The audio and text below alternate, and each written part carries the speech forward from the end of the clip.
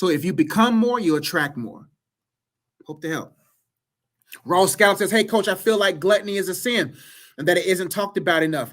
What are some tips you have to help people control their eating and build healthy habits? Great question.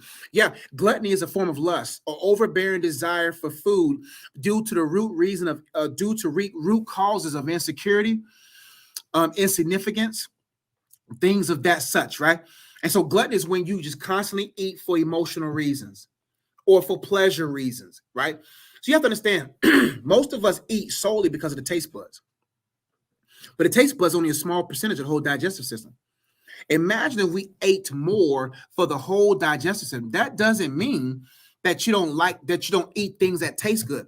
For instance, the outer appearance of a person is a part of the attraction of a person, right?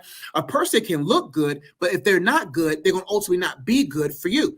So, but at the same time, you like what you like. So you may be attracted to them spiritually, emotionally, mentally, and physically. So the physical attraction is just as important or co-equal with the other aspects, right? Because you got eyes, right? The same as with your digestive system and the tongue.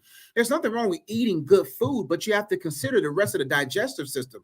Because if you eat just for taste and you eat just for emotional ease, then you're going to set yourself up for disease. See what I'm saying? So if you want to eliminate disease, consider what you eat for pleasing purposes, right? So what you do is you got to say, okay, when I eat this burger, when I eat these fries, even though they taste good, this donut, whatever it is, even though it tastes good, will it be good for me, right?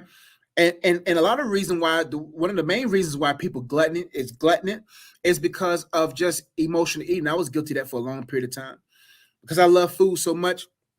Not that I love food so much like that, but I love the taste of food and whatever. Then I began to correlate the feelings that I have for food to make me feeling good, right?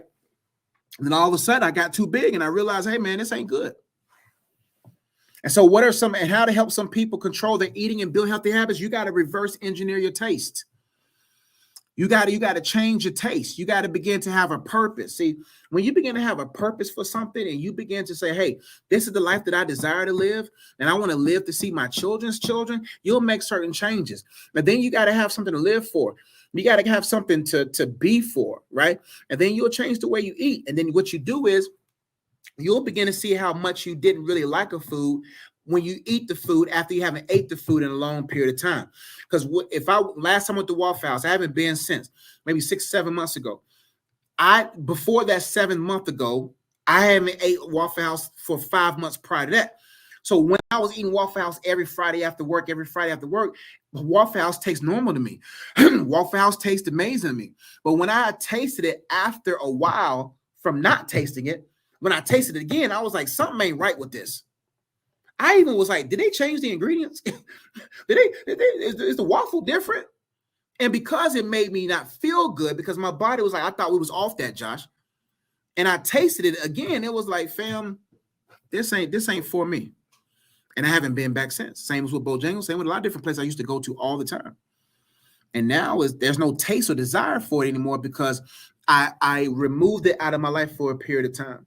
Because I had something that I had to really get myself in shape for, because we conceived the child, and I have a daughter now, and I can't just be out here just eating, right?